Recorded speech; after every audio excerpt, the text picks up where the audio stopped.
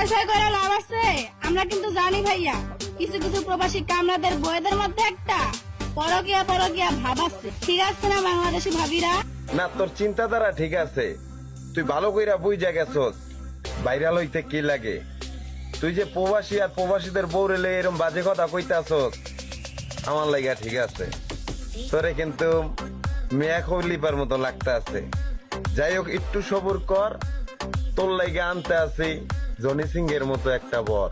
আর Johnny Singh এর মতো জামাই যদি না পাই রে বেডি, তাইলে এইটা মনে রাখিস, আমি পোলা তোর লাইগা রেডি। তো এখন কে রে আমার প্রবাসী কামলা গুলো দোষ হইব ভাইয়া? আপনারা বলে যান তো। শোনো বোন, তুমি একজন মেয়ে, যতটুকু শুনেছি আর জেনেছি তোমার ঘরেও একটা মেয়ে সন্তান জন্ম হয়েছে। তুমি হয়তো বলতে পারবা না, আল্লাহ যদি নসিবে রাখে তোমার মেয়েটাও বড় হওয়ার পর কোনো এক প্রবাসী ঘরের বউ হয়ে যেতে পারে। তখন কি তুমি তোমার মেয়েরে বলতে পারবা পরকিয়া করে?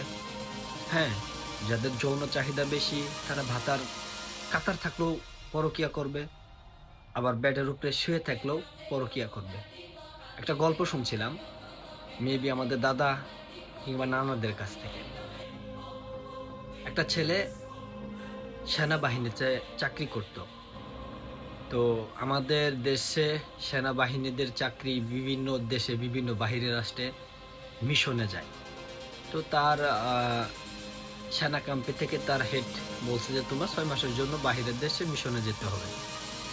সুন্দর, তার বসের কথা শুনে তারপর প্রশাসনের নির্দেশ মান্য কইরা দেশের বাহিরে মিশনে যাওয়ার জন্য প্রস্তুত। সে চলে গেছে। 6 মাসের মিশন 5 মাসেই কমপ্লিট। এখন প্রশ্নটা হলো, তাহলে এই গল্প এখানে বলার মানে কি? হ্যাঁ আছে। তো 6 মাসের মিশনে যাওয়ার পর তার ওয়াইফের মানে যৌন চাহিদা বেড়ে গেছে, তার হাজবেন্ড তার পাশে নেই। তো কি করব? পাড়ার এক বকেটের সাথে সম্পর্ক করে বসলো। যখন ডাকে তখনই আসে, তাদের চাহিদা মিটায়। তো ওই যে 6 মাসের মিশন 5 মাসে কমপ্লিট কইরা না জানায় স্ত্রীকে সারপ্রাইজ দিব বলে বাড়িতে চলে আসছে। আর আমি যতটুকু শুনছি জানছি বা যতটুকু দেখছি যে আমাদের পূর্বপুরুষদের পাট ক্ষেত চেনেন, পাট ক্ষেতের পাটশলা দিয়ে ঘর থাকতো, সুনের ঘর থাকতো।